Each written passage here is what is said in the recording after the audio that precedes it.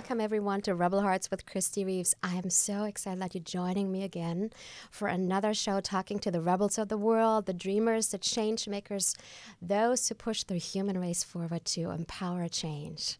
We have a wonderful guest today, and I'm so excited to introduce her in one moment.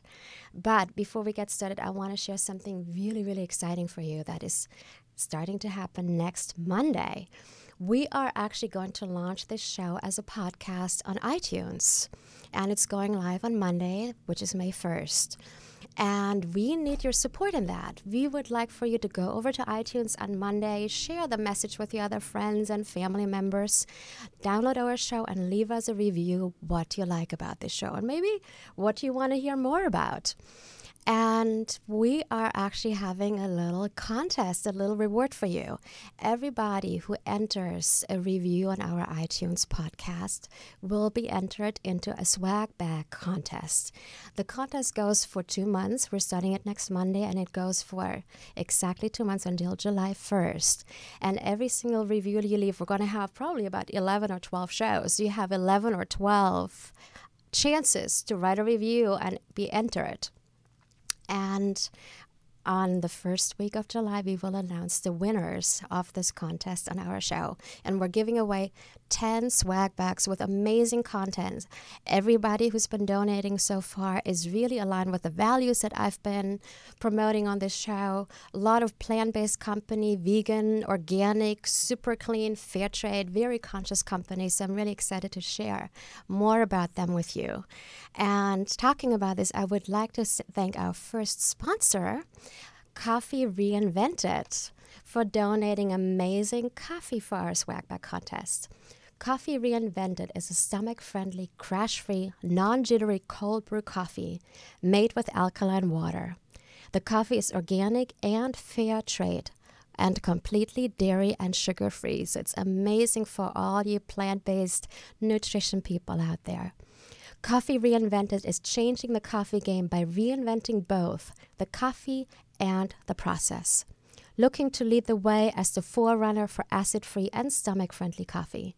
The company is on a creatively innovative mission to make the world a better place, which is what Rebel Hearts is all about, making this world a better place. And having said that, I am hereby happy to introduce our amazing, wonderful guest, Leslie Scott. Welcome, Leslie. Hello. Leslie Scott is well known not only for her talents, but her unwavering work ethic, inspiring public speaking, contagious positive energy, and bold use of movements to spread a positive message. And I can say that is absolutely true. I've known her as a sparkly light ever since I met her. She's on the faculty of the Edge Performing Arts Center and Millennium Dance Complex, as well as guest faculty on several conventions. During Leslie's commercial career, she has worked with Beyonce, Kiara, Hi-Hat, Jermaine Jackson, and choreographed Brittany Ann's video, We Are Beautiful. She has also been featured at the Carnival's Choreographers Ball 22 times. That's amazing. Leslie is the founder of the nonprofit Youth Protection Advocates in Dance, Y.P.A.D, whose mission is to build empowered dance communities through education and activism. She's also founded the E.D.I.F.Y movement, which is a division of Y.P.A.D. E.D.I.F.Y is committed to using dance to highlight social causes and leads groups of young dancers to teach creative arts at local shelters and orphanages in Mexico and Africa. Leslie has traveled the country week after week with her purpose partner and amazing husband Joseph and her little daughter Camilla to share the Y.P.A.D education with the dance community. Leslie is a dance activist and a true rebel heart. Welcome, Leslie. Hi, Kristie. Yay, thank you so much for having me. I'm so excited to be here with you today. I am so excited you're here. And we had such a great conversation a couple of weeks ago only for the Children of the Rainbow. Yes, we did. And it was such a spontaneous thing. We were done with the shoot. We were wrapping up and chatting. And I said to you, why don't you come on Rebel Hearts and talk about your amazing work over there as well? Yes, and I said absolutely. It would be my honor. I'm so proud of this show and what you're doing and happy and honored to share space with you. Thank you so much. I don't even know how long I've known you, Leslie, but I remember when I first met you, it was actually at the Edge Performing Arts Center. We were both coming from a dance background. You have more the hip-hop, and I was doing more jazz at that time. Mm-hmm. And I remember I'm saying, she's such a positive force over here. Every time you'd walk into the edge to teach your classes or take class, you were just like lighting up the room. And you've been doing amazing work ever since. But I actually want to start talking to you about what got you started, because dance is been such a passion in your life and such a mission. And how did you get started with dancing? Well, I actually didn't come up in a dance studio. So I came up more as a street dancer when I was younger, break dancing with the B-boys and B-girls on lunch break, and certainly inspired by greats like Michael Jackson. And as I grew, it just kind of became known that I had a natural talent for it. I would always enter myself in the talent shows and moonwalk to my classes and my when I was in middle school, spend my weekends sewing my sequins on my homemade Michael Jackson gloves. But I, as I went into high school, I actually was noticed by somebody who was on campus to choreograph a musical, and they were wondering why I wasn't auditioning for the musical. And I was like, because I really, it's not my thing. And they asked if I would come and audition, and she was so wonderful to me. And it ended up that she asked if I would start teaching at the local YMCA to start a hip hop class there with children. Wow. And so I started teaching at 17, and from there it really took off into me instructing at Arizona State University and creating the Hip Hop Coalition at ASU and becoming adjunct faculty there and at Phoenix Community College. And a trip actually to LA with my students is how I ended up in Hollywood. Wow. A lot of educators around the country, they bring their students to the Edge or to Hollywood, to Millennium Dance Complex, to experience, a taste of what it would be like to be a professional dancer, train alongside professional dancers. And so I caravanned 14 of them here to audition for an agency, and all of them were like, Miss Scott, you have to practice what you preach, and you have to audition too. And I was like, I as much as I wanted to be like, okay, are you kidding? But I'm like, y'all have a point here.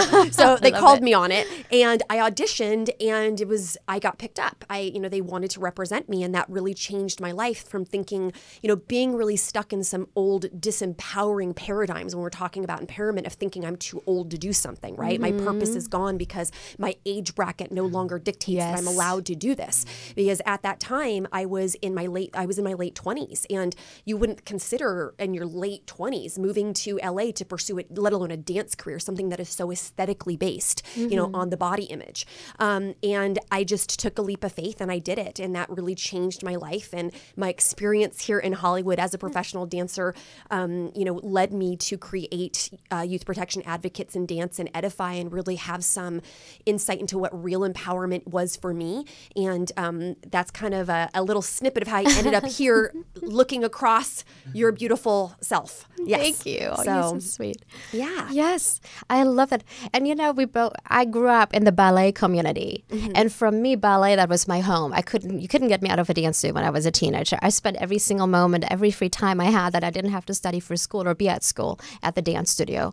And it was such, whatever I had, I don't know, the first heartache with a boy, or whatever troubles that was going on in school from having to study curriculum I was inspired to do, then going to the dance studio was such, I don't know, like such a freedom energy for me, such a relief for me. Dance is extremely therapeutic and very empowering when I think used correctly. When we can detach ourselves and allow it to be that. Really, it's not just a physical engagement. It's a spiritual and an emotional journey. And when we can find that place, which, obviously in today's culture with media influence of dance is becoming harder and harder actually to find what you're talking about, is that therapeutic effect of movement. So, that's a lot of the reason I to be quite honest, I lost that when I moved here, and it became more about fame and status and really for females in dance, a lot of it is about being an eye candy. It is about what you look like. And of course, for you being, and I know that your background a lot when you were younger was ballet, and then you got into jazz. For me being hip hop, there are definite boxes in those that are dictated by, you do hip hop when you have this body image. You do ballet when you've got this body type. You do jazz when you've got this body type. But you and I both know that dance transcends body type. I mean, dance even transcends skill and technique. Dance really should be something that's available to everybody. I believe everyone has a place on the dance floor. for. Everyone should have access to that therapeutic and spiritual effect and self-expression and journey, regardless of the outside look, and regardless of skill. So I think that any of us that have seen young children dance can really realize what the purity of dance. They don't know if they're doing the moves right. They don't know what their bodies look like. They don't even know, the gender that they're in most of the time. So I just think that purity of dance is something that I'm very passionate about bringing us all back around to. Yeah. And you shared something, first of all, that is amazing. I actually had body chills all over as you're talking about that. Have everybody having access to dance and not being labeled, by body type or look or height. Or even ability. Children ability, with Down syndrome, children with special needs, which I believe everybody has special needs in some way. Yes. Children and adults in wheelchairs. I mean, everybody should have access to dance. Yeah, I actually remember when I was doing ballet as a teenager, we had a girl in our class with Down syndrome. And later on, after I graduated, I actually ended up being her teacher. And it was just incredible how much joy that girl had. Yeah, it's being beautiful. In a class and not being labeled as different, but being part of the whole group. Right. A lot of people think that it's dance therapy, but no, it's the students and the parents of children that may have autism, whatever you might want to label it. They don't take their kids to be just as dance therapy. They take them to dance, and in that we all get therapy. So I agree with you about the inclusiveness, and that's certainly part of the mission of our nonprofit. And I would like for you to talk a bit more about because I remember you sharing with me how you had such a beautiful community when you were dancing in Arizona, and then you came over here, and a lot of the expectations of what a dancer needed to look like changed a lot of how you showed up as a dancer. Can you share some of that with us? Yeah. Well, in Arizona, I really think that I was in my rebel heart. I was, I created the campus's first hip hop dance company. Back then they almost didn't want to call it hip hop because it had like a thug and violent connotation. And I had to, for 4 years, I petitioned the Arizona State University academic dance department to even allow hip hop to be a college credit. So there was some pushback, when we talk about, pushing, the word, rebel in itself is about, rising up against control in society and oppression in society. So I was definitely using dance for social justice and to highlight, on Martin Luther King holiday or rape awareness or AIDS awareness. And, once I moved to LA, I had certain aspirations, and becoming faculty at the E.D.I.F.Y Millennium were one of them. And once I was able to do that, which was a very, to a lot of people, a very prominent accomplishment. People from all around the world and all around our country seek out to be faculty at these studios because people train at them. They come from all over the world. Yeah. And I appreciate everything that the E.D.I.F.Y Millennium has done for me. It's because of them why I've taught in 22 countries is because people from countries come to train in our classes, and then they give you invites. And in that, I've been able to see the culture of 22 places. Right. But, I was told very early on to change the way I dressed. I used to wear my jersey and my baggy sweatpants and my dunks and my ball cap. And I was told very early on, not just by the agency community, but by my peers, by my colleagues, by studio owners, that I would have better success if I showed my body, better success if I used music that was more explicit, if I let my choreography become more sexual. And I 100% became someone who decided to, I think, follow society and media into what I really think is a dark place of what is called in the psychological community self-sexualizing and self-objectifying. And a lot of dancers experience this, but this really is a product of the greater culture. Self-objectification, self-sexualizing, it's not just a female problem. It affects males, females, transgenders, the LGBTQ and I community. It affects everybody. Is this idea that in order to be valued and in order to be appreciated, in order to even be allowed to show up, we have to look a certain way. Whether that's our height, that's our fashion, that's our makeup, that's our obliques popping. And it really put me in a dark place. I no longer enjoyed dance, even though on the outside, I seemingly had success as a dancer. But I lost self-esteem. And I think more importantly, when you self-sexualize or you self-objectify, you lose self-compassion, because self-esteem is something that for all of us changes hour to hour. And it's very much puppeted by the greater culture, social media, but self-compassion is what can combat low self-esteem. And that's realizing you're not an object, that you're not your crow's feet, you're not the cellulite on your legs, you're not whether or not your stomach's flat or your stomach has a pooch. You're not even the car you drive or the money in your bank account, or we're not our resumes. You know, everything that you read, I'm not even my nonprofit. You know, what if I stopped doing this work? Do I lose my value? What if I stopped being able to, you know, be an advocate for children? Am I suddenly not a valuable human being? So I think that self-compassion is something that we need to bring back into our culture, because especially with social media and the ability to disassociate humanity, and you know, that's happening with a lot of the social media consequences that we're seeing in today's society. We lose not only self-compassion, we lose empathy for our fellow brothers and sisters. You know, empathy is what makes the rebel hearts go round. Nobody would want to rebel against anything if we didn't feel an empathy and a compassion about the suffering of others. So what changed me was my first trip to an orphanage to teach dance. That broke my heart open. I knew something was wrong. I was suffering from anxiety and depression. I was suffering from disordered eating. And you know what? So were a lot of my colleagues. And I looked around and realized, you know, all of us moved to Hollywood. We quote unquote were making it. And yet there was an unhappiness. There was a competitiveness. There was a loss of joy. There was a cattiness. There was gossip. There was a lot of betrayal. There was a lot of promiscuous behavior, mismanaging our sexual choices to try to get empowerment through being wanted. And I knew something had to change, and I journeyed myself out to Casa de la Esperanza orphanage to teach dance at an orphanage in Mexico. And I was very, very, very blessed that a group allowed me to tag along with them. I went by myself, and this is when I'd already had thought about developing Y.P.A.D, developing E.D.I.F.Y movement, and it had all been on my heart. I hadn't yet gotten the courage or maybe the bravery to do it in a society and in a culture that a lot of my ideas were very progressive, because they were going against mainstream media. And to be honest, they were going against the media I was engaging myself creating. You know, I was a part of creating media that I believe really disempowered a lot of people. So I just remember, I remember as clear as I sit here looking at you right now, I choreographed a Christmas show on 62 orphans. I don't speak Spanish. They don't speak English. And I remember that we invited the town to come to the orphanage to watch it. And I remember watching these children. And I remember just tears coming down my face. And I can, you know, I can access it because I'm clearly getting emotional about it right now. And I remember thinking, nothing I ever have done in my professional career has satisfied me as much as this moment.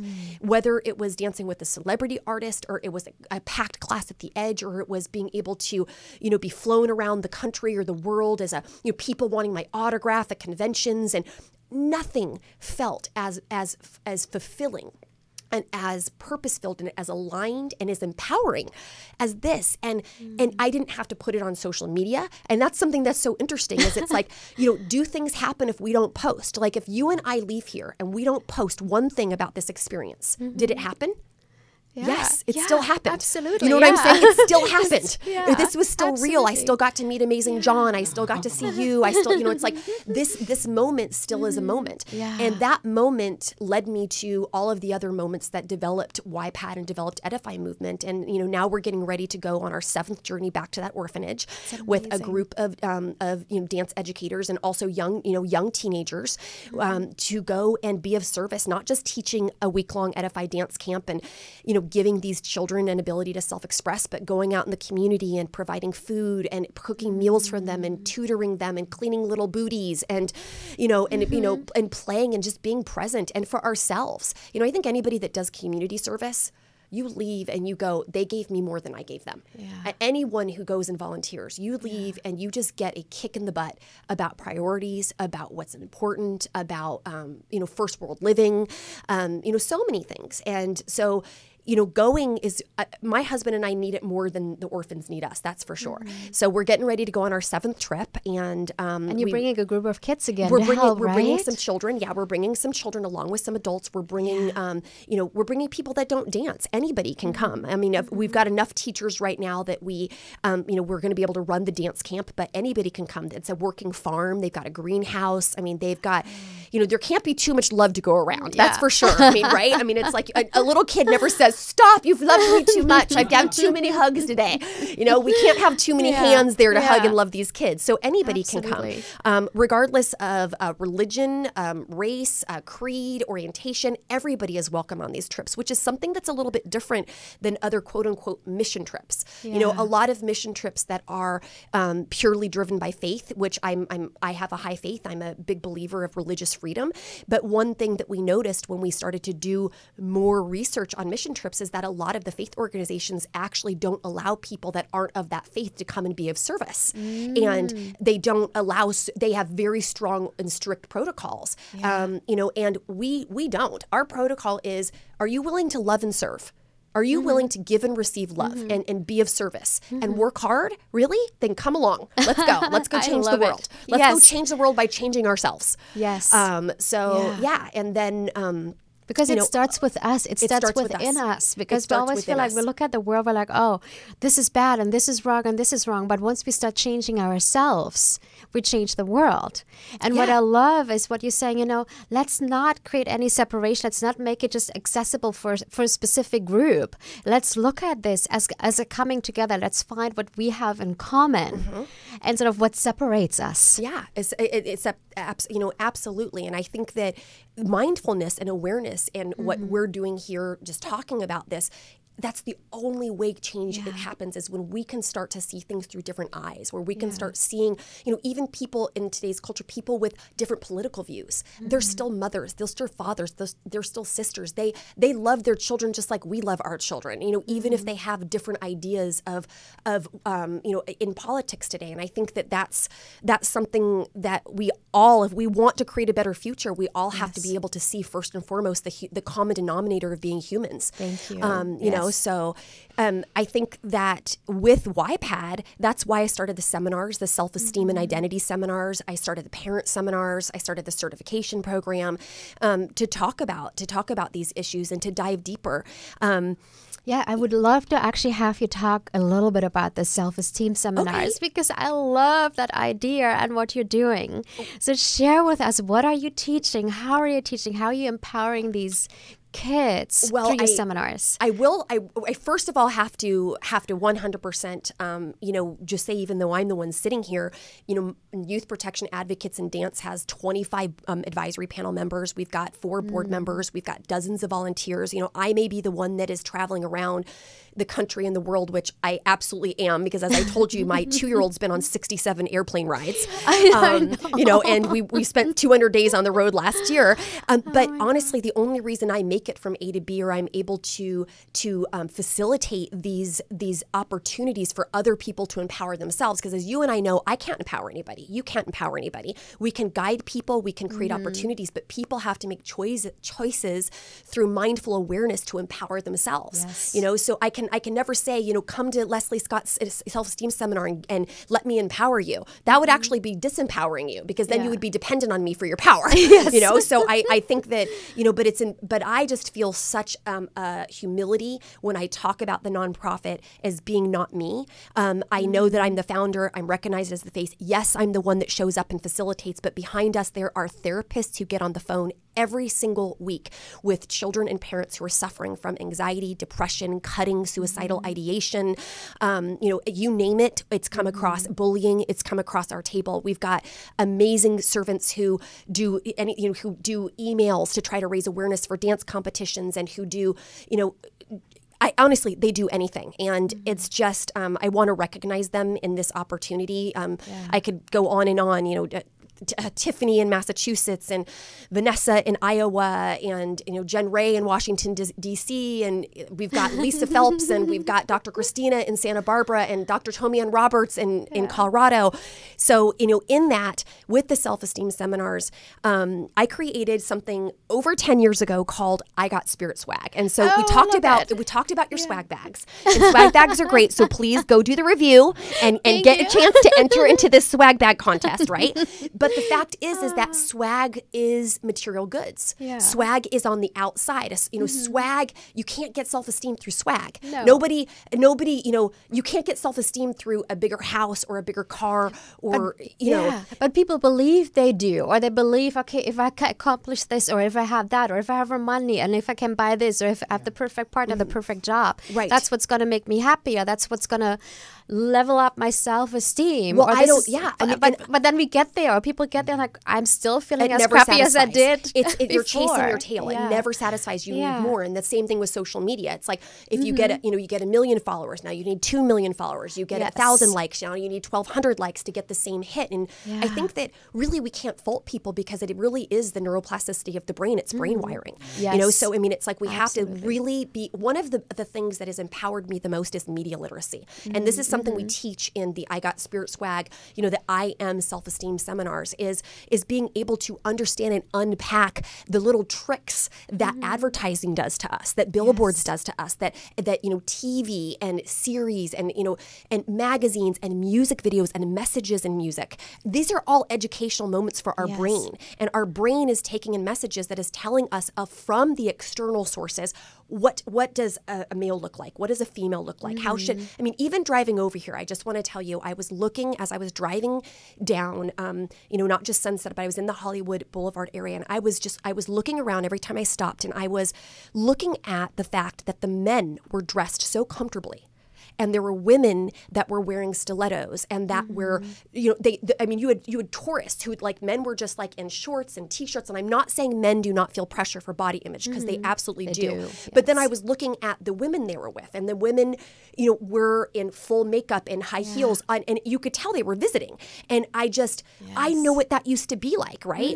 Where it's like I used to not be able to go out the house without my makeup on or just being comfortable. But yet my husband wakes up every day, and even now, like one of the things I want to tell you, if you ever bring me back, I want to challenge both of us that to be camera ready means we show up with no makeup on. Let's do it. Because I want to challenge us and challenge these stereotypes that women have to wear makeup to be camera ready. Yes. And I almost did it today, but to be in I would say in camaraderie with you wanted me to be camera ready, I did it. But the fact is, there's a part of me that almost in the parking lot was like, I'm just going to come with no makeup on and just be like, this is who I am, and this actually means I'm camera ready. So That would have been your camera ready. Yes, that would have been my camera ready. It's the Alicia Keys ways to do it Right, nowadays. Alicia Keys, yes. Thank you, Alicia. But, and that's that's something like, imagine if more people gave that message, because the definition of spirit swag is it is the fashion and style of your character and soul. You cannot purchase it; you were born with it. That's the definition. The fashion and style of who you are, your rebel heart, your purpose. It's not, you can't go to a store and purchase it. You can't get it from goods, because you literally were born with it. And what happens is, as we go through society, we get wounded, we get hurt, we get people betray us, we get judged, we get bullied. We watch visuals, our brains changes, and we start to deafen our spirit swag. Our spirit swag starts to go into hiding because we are built for affirmation and community, and we're fearful of rejection. And that spirit swag sometimes can be very countercultural, just like the notion of rebel hearts can be very countercultural. This entire program, trying to live more mindful about what we consume into our bodies, trying to be more thoughtful about the environment, trying to be more thoughtful about gender stereotypes. And it just, it's against kind of what makes the world go round as far as finances go, because those messages are not necessarily the ones that are putting money in the pockets of people in control. So, what I'd like to see, and what we are seeing through the self-esteem seminars, is we're seeing breakthroughs. People going, what? Really? Wait, I don't have to dress like that. I don't have to act like that. I don't have my spirit swag could be enough. My spirit swag could be my brand could be my character. Am I empathetic? Am I loving? And I think the I am statements, which is something that so many people use in the self-esteem community. But I think that in those I am statements, I am strong, I am empathetic, I am loving, I am wanted, I am all those. We have to acknowledge, along with those, our insecurities. I think Yes.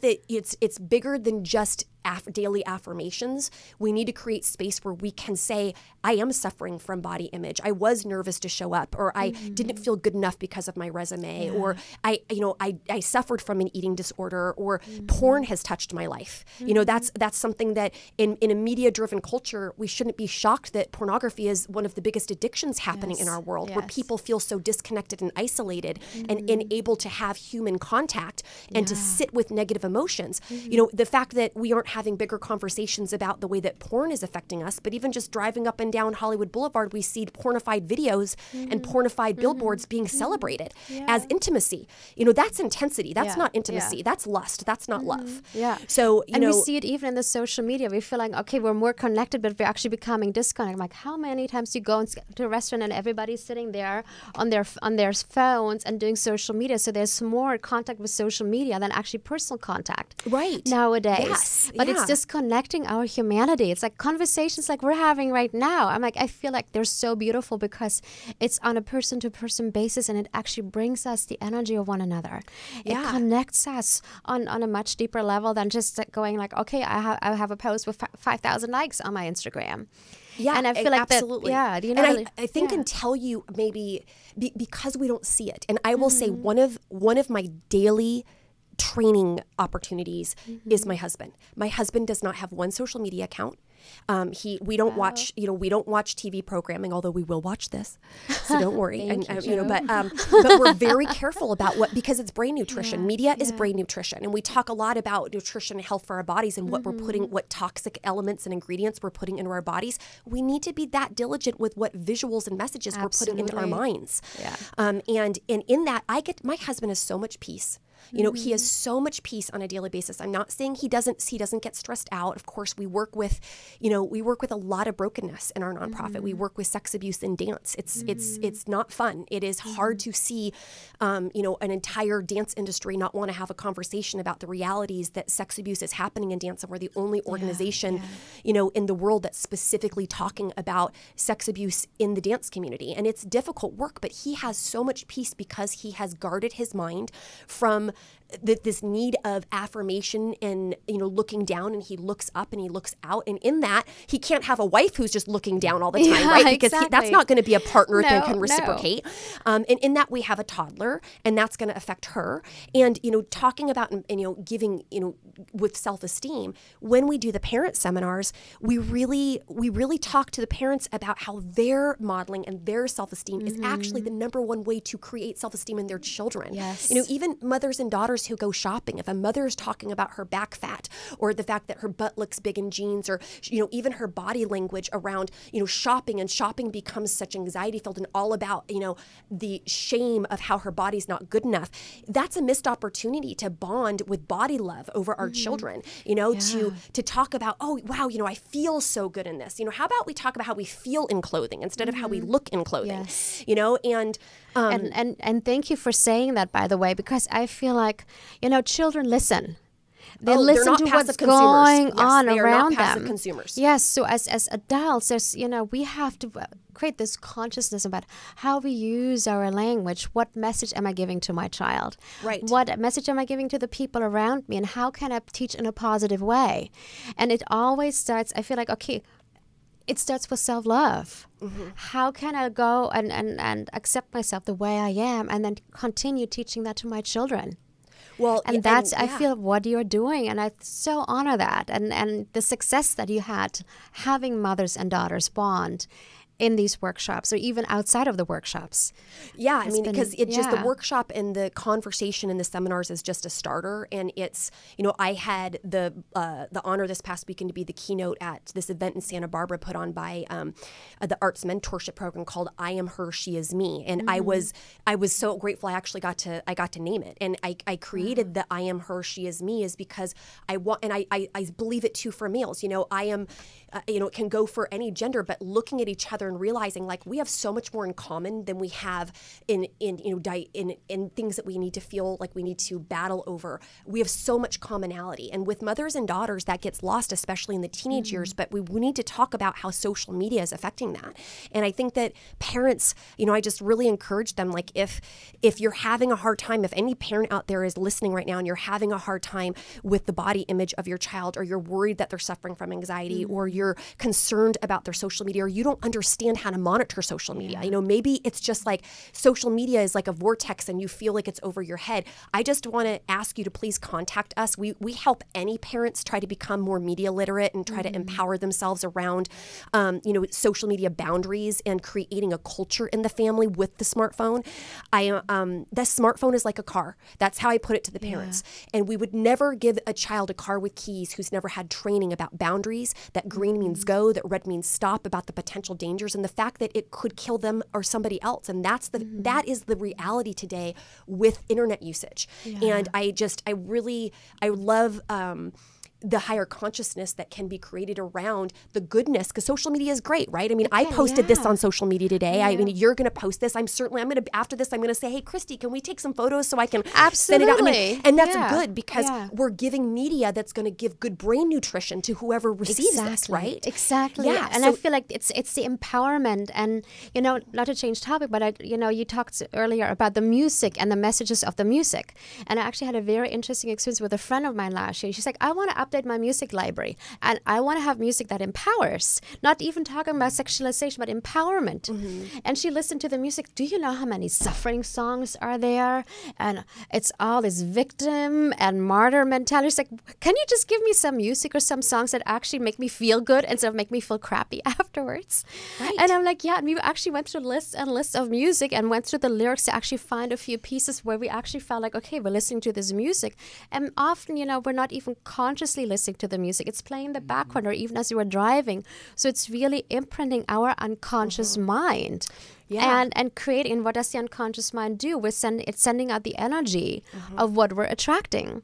Well, Dr. Christina Donaldson and Dr. Tomi-Ann Roberts have been our music specialists. And, the fact is that socioscience proves that if you actually don't listen to music mindfully, it can do more damage. And I'll give you an example. I had a young girl that I was working with who around 15 ended up getting into an abusive relationship. And she had shared in one of the seminars that her boyfriend called her the B word.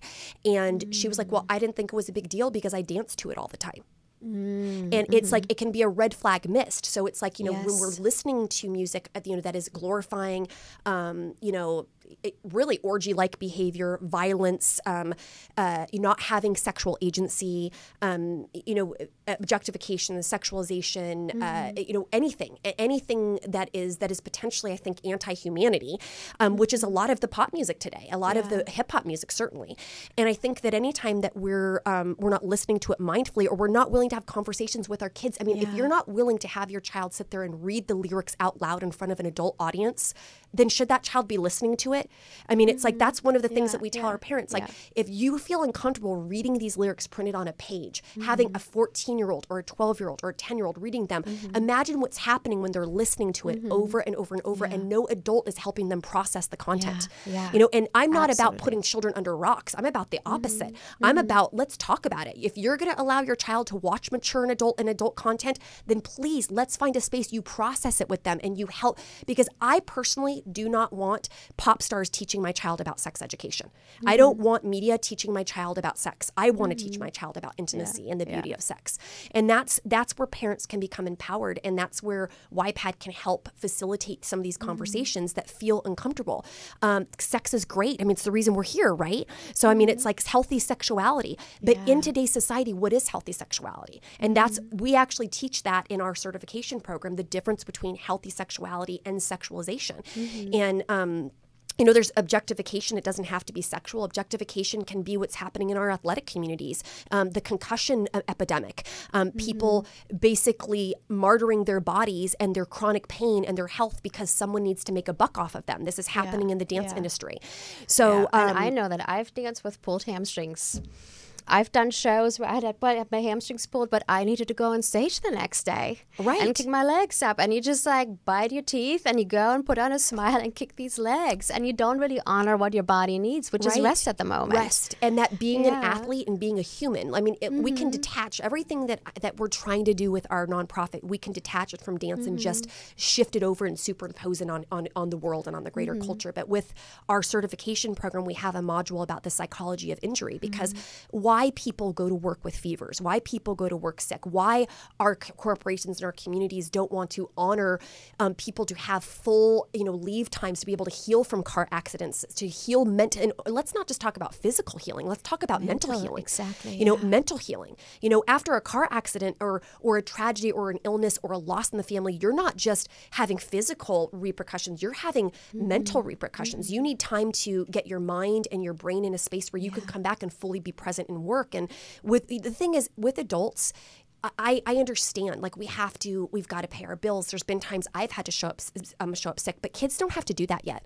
Kids, they don't have to get on stage the next day. Their meals don't depend on it. And we should never allow a child to dance injured or dance sick, because what it does is it gives them the message that they're not sick enough. It gives them the message that injury isn't bad. That's not bad enough. But also it teaches them to not honor their needs. Yes. And not honor themselves. It's kind of like ignoring what my inner needs are, no matter if it's, like you said, physically, to take a rest, or emotionally, I need support. I need someone to support me right now because I'm going through something emotional. No, it teaches us to suppress it.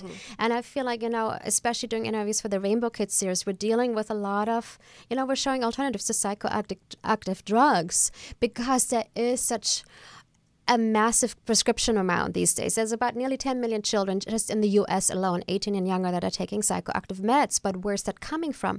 It's the anxiety, it's the pressure that the kids are experiencing in school, but also that, what you're saying, not honoring ourselves, not honoring our needs, or saying, I need help, someone needs to help me, I'm going through this, I'm going through that.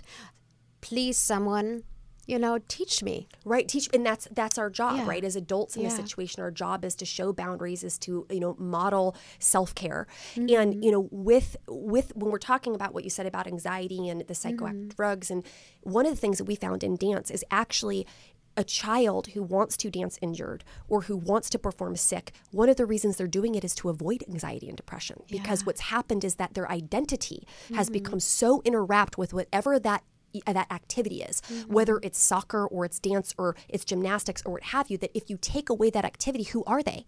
And that's where the spirit swag comes in, because if they're sitting on the sidelines, they still get to be loving, they still get to be empathetic, they still get to be smart, they still get to be intelligent. All of those I am statements that they, their spirit swag statements, they still get that even if they're sitting on the sidelines. That doesn't go away with a sprained ankle. That doesn't, the character stays. And, I feel like as adults, if we could help children develop better ways to cope with stress and to sit with negative emotions, our society, first of all, the addiction rate would go down. Because, one of the number one reasons people become, addicted is to cope and find a way that they can be distracted from these negative emotions. Absolutely. Sitting with negative and uncomfortable and painful emotions is one of the hardest things that we're asked to do as humans. And we need, social media is teaching our children that they can just distract themselves, or they could overshare online, right? And that's not really relationship. They go and they do a verbal vomit online, and then all their personal business is out there, and they run the risk that somebody's going to put on the thread, oh, you're stupid, oh, that's so dumb, get over it, you're ugly. And now we get into online bullying. That can lead to suicidal ideation, that can lead to suicide, that leads to anxiety. So it's just important that the interconnected web of media, entertainment media, social media, advertisement, self-esteem, empowerment, all of these things, neuroplasticity of the brain, coupled with what you're talking about with toxins and medications and all of these things, they're interconnected. You can't, just like sexualization, you can't talk about sexualization without talking about sex abuse. Why? They're connected. Trust me. Absolutely. Absolutely. So you can't talk about health without talking about toxic ingredients. So, we've got a big job here. Yes, but, that's why we have Rebel Hearts.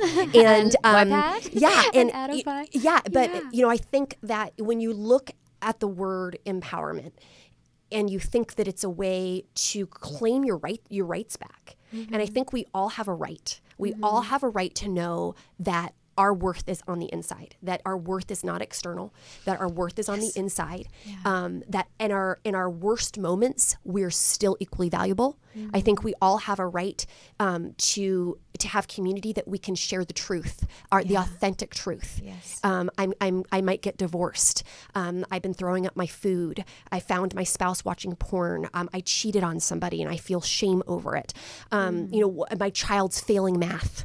My child didn't get put in the front row of their dance class. I mean, all these things that create shame in our society. It's like, if we can just have more honest conversations about our emotions and take out what I call the F word, fine. A lot of us, we're not meant to be fine because we have emotions. So we're not going to be fine. And I might be fine right now. And when I leave here, I might get an email that makes me not fine. And I need to have somebody that's okay for me to say, wow, I just got an email and it didn't make me feel fine. I actually feel really upset, or I feel put down, or what have you. So in those I am statements, it's not just enough to do the daily affirmations, because I do believe in the fact your brain does not know fact from fiction, right? The whole like your brain doesn't know, when you do the I am stations, your brain doesn't know, like, am I really strong right now, or am I really accepted right now, even though half my community has ostracized me and it bullied me. It doesn't know. So the I am statements from a neuroplastic perspective are so important. But I also think that we can't go there and then become compartmentalized or suppress. Does that make sense at all? Absolutely. I think it's a healthy balance. And also circling back to what you said before, we're putting so much focus on our physical hygiene, but to have that mental hygiene present for us. Yes. And then to say, okay, yes, right now something happened, I'm upset, I'm angry, I'm afraid of this, or I'm feeling really stressed out because math is too hard for a child.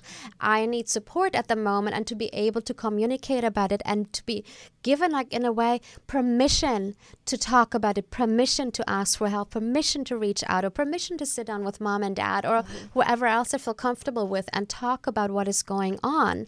But then also, I've been working with the University for Integrative Medicine and Psychoneurology. So I've been learning like crazy about how our brain works. Wow, that's incredible. And the brain is, every time we make a statement, it goes into our mind. Even like if I say, I'm stupid, I might say it once, but after the third time, it goes into our unconscious mind and becomes a part of our identity, and it starts running up our lives. So even if we have a moment where we might feel, okay, I might feel not good enough because I failed my math test, we then have to rebuild that with the statements of, I am good enough. I am good enough the way I am. And that's where adults can play such powerful roles with children, is to come in and help that not become imprinted on a child's storyline, right? Exactly. Absolutely. So it's the brain is so powerful. It's one of our greatest resources. And I love the idea, just for me. I think for me, and I know this isn't the first time you or your listeners have heard this, but one of the things that I'm I'm actually finding feels very empowering for me is knowing when to say no. Yes. And I just recently had a really just very incredible invite to speak at a conference in Vegas, and it was actually a conference to doctors, and it was about the emotional and physical anguish of performers. And I was invited by someone who is a doctor who has a child in dance, and he was just incredible. And I did this interview with him, and he invited me to speak. And I'm, of course, my mind already, this would be so good for our nonprofit. We need to get our message out there beyond the dance community. I really need to show up for this, and okay, I've got to do this and I've got to do that. And I really looked at it logistically. What would it take for me to get there? What would it take? What would it put my family through? What would it mean financially for us? Because it's next week. And I had to say no. And it's like, for me, I had to figure out how to say no and not feel like a failure for saying no. That no actually empowered me, because it empowered my family, and it empowered me in other ways, maybe not the cultural way, right? Because now I can't put that on my resume, but you know what I mean? So I think that was, for me, felt very empowering in a different way that's countercultural. Yeah. And my friend always says to me, sometimes your divine no is more important than your yes. Yes, that's a beautiful way of putting it. Yeah, absolutely. I agree. Yes, I agree. I love it. Oh, we're getting close to the program. And honestly, Leslie, I could talk to you for another couple of hours over here, and we definitely want to have you back. But, thank you, first of all, for doing all the incredible work that you are doing in this world to empower through dance, or teach people how to become empowered, for really making a change in the world by being the rebel heart that you are. Thank you. Thank you. I totally admire your cause and all the changes that you're creating. It's just incredible. Me and many. You and many. Me And and all many. And thank you to all the people behind Y.P.A.D Yes. and E.D.I.F.Y who make this world possible. I'm going to give you all a shout out on this show. Yes, Thank you for Kaylin, being Kat, part if of you're that. listening to this, you too. Absolutely. Thank you for being part of this. It's my blessing. Thank you for having me. And how can people find you? Like, hopefully we have some dance suits watching. We want to say, hey, Yes. we want to be part of Yes, this. if you're a dance the whole educator community. or a dance parent and you want to get certified or you want to dive into healthy artistic choices for costume, music, music movement, etc., you can find us at Y.P.A.D, 4change.org. If anybody, and on there we've got so many resources, educational videos, we've got our Tools Not Rules handbook, and if anybody out there wants to come with us to the orphanage this summer, we've got 6 spots left and we'd really like to bring you. You can go to edifymovement.org, and that one is /CASA, C-A-S-A, like the home, because it's Casa de la Esperanza Orphanage in Anahuac, Mexico. And you can email me and you can reach out in any way, shape, or form. And, like I said, our cause transcends dance because suffering transcends dance. So, and we're here to help in any way that we can, right? Yes, so I really appreciate you and Amazing John and UBN and everybody just for allowing this conversation to happen and making it relevant. Absolutely. So thank you so much. Thank you so much, Leslie, for being here.